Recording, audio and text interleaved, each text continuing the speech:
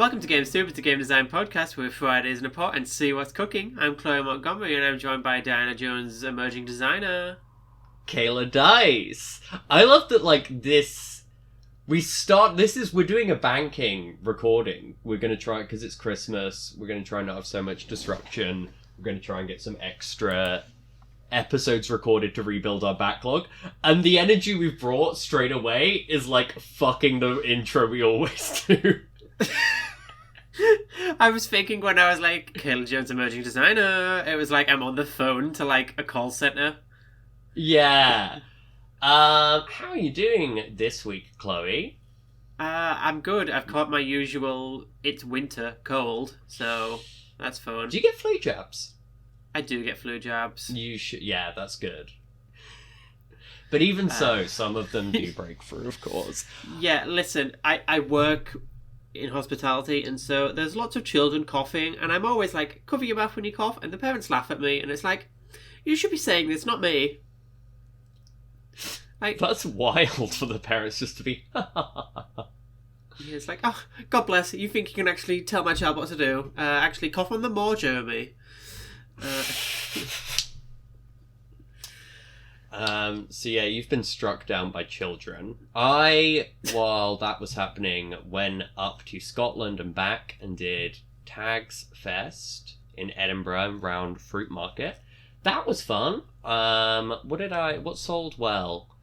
Psycho Dungeon definitely sold best. I've really enjoyed having Psycho Dungeon at cons since I got to do it at Dragomir and then it's here at Tags. And I'll have that this weekend. If you're in the Shoreditch area, there's an event called Rift Fair at the Arcanist Tavern where I'll be selling some books, including Psycho Dungeon.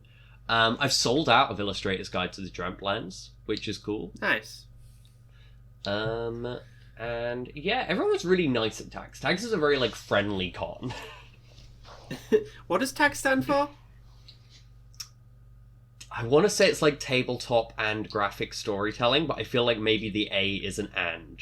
It might be something else. Because it's a mix of comic books and RPGs. And there's one board game place, but it's more that big mix of comics and RPGs, which is I feel are similar people who make them, but very different sort of scenes. But yeah, Tags is they're sold in the same shop, so yeah.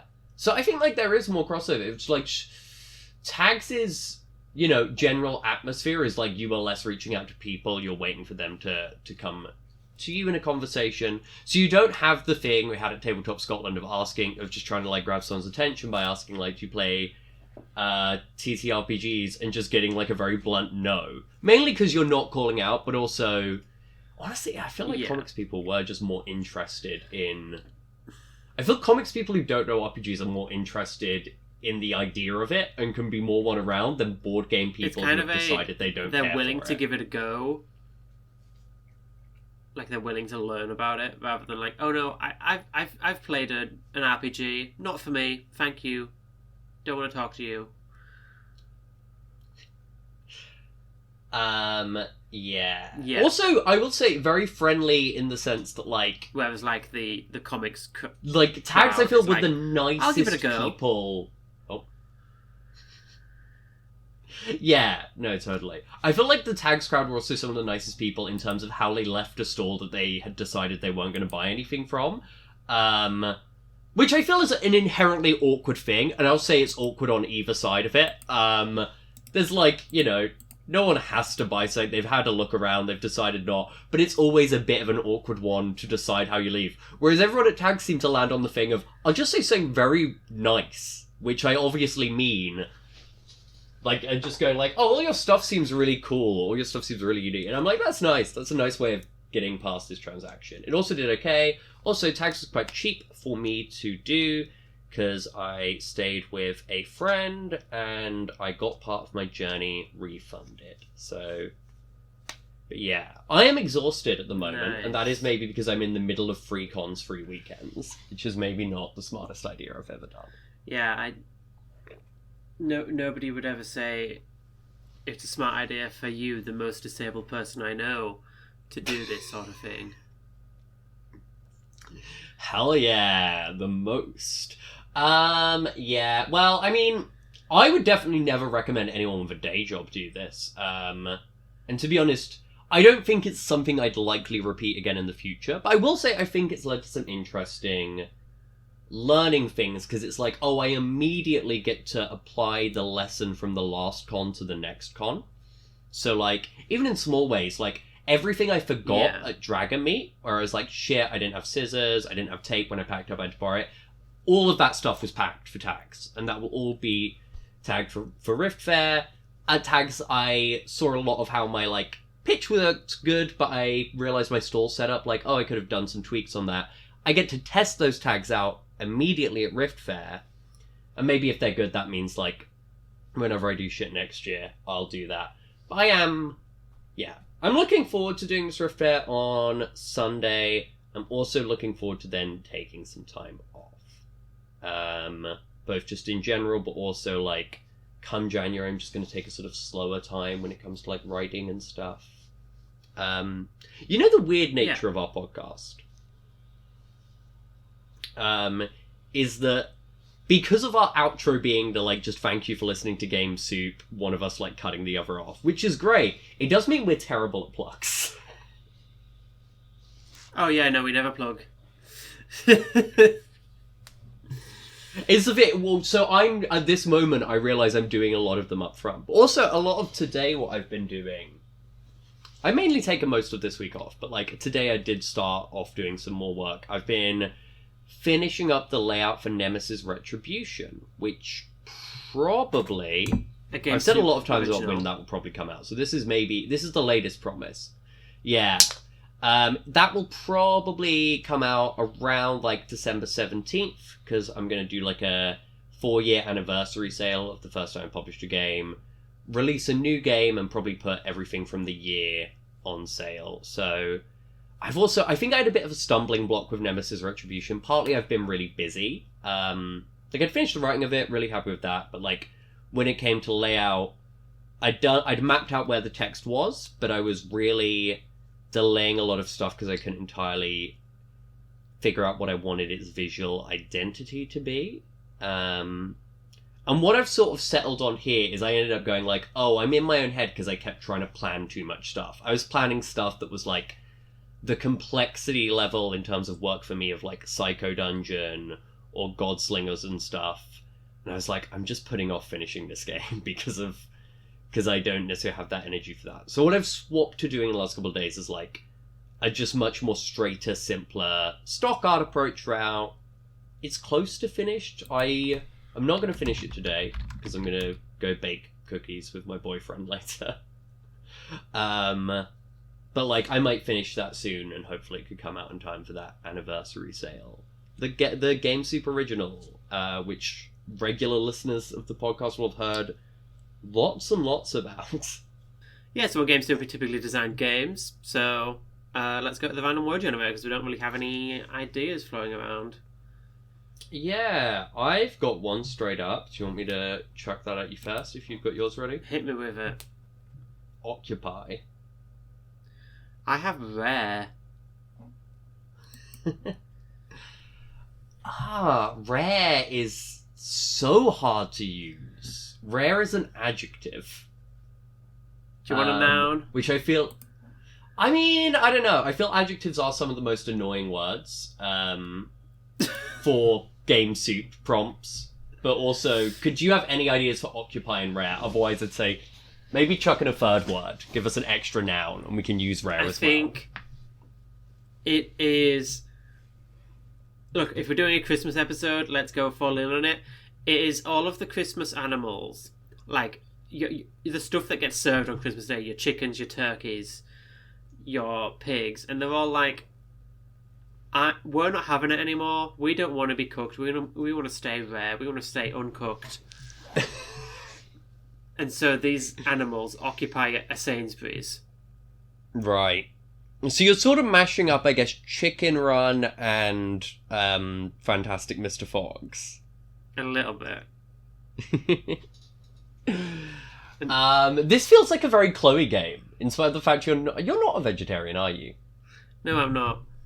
No, but like just I think it feels like a very Chloe game in the sense of being like, yeah, animals given human personalities but otherwise still occupying the role of animals, getting up to sort of a mischievous thing.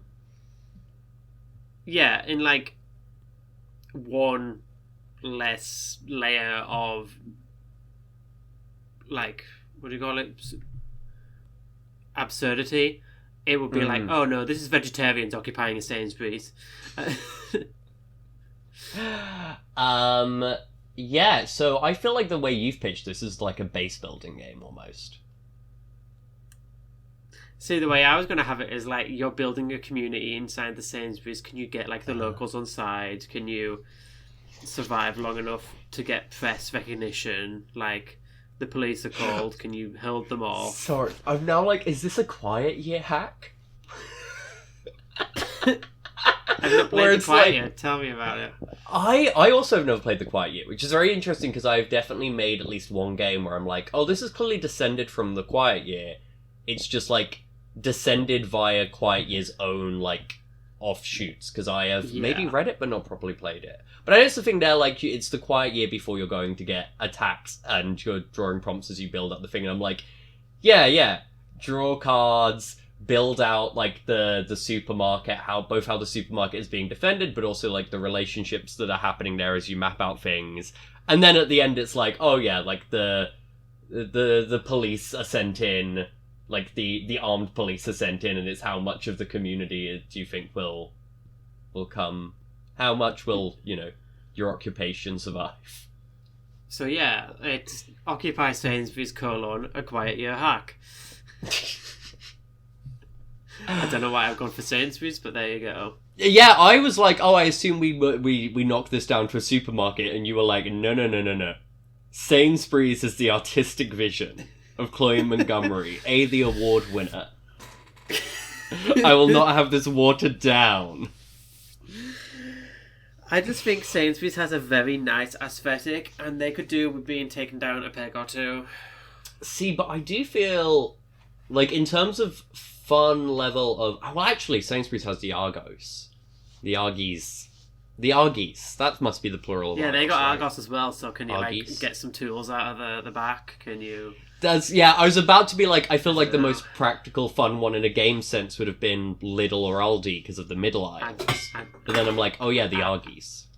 Argy, yeah, that's all I can think of. It's like platypus. Yeah. Do we want to go to the random word generator again? Yeah, I think we knocked that out pretty quick. Let's go again. Yeah. I'm going to go with club. I have a word that is fun, but it feels like it might take us into a similar direction. So I'm going to maybe give this word, and we can either pass it or go, because I've got revolutionary. So you are members of the Middle School Revolutionary Club. And... See, I was thinking nightclub with club, and then I'm like, what is a club revolutionary? I think maybe this is you were at a rave, but for some reason, the rave has descended into Mad Max territory, where there are like warlords and stuff at this all-night rave, and you're trying to overthrow... I think, this is post-apocalypse rave, and you're trying to overthrow the warlord at the Mad Max rave. Yeah, so they're both hacks of a quiet year. You get them in a... No, I feel like this is more like... I feel like this one is less preparing. I feel this is maybe you as like a group of revolutionaries, or maybe even you're just one. I could see this being like a 2-player game if you're doing it a bit like Mad Max, where he's sort of like a loner. Yeah. But I feel this is maybe like an action game.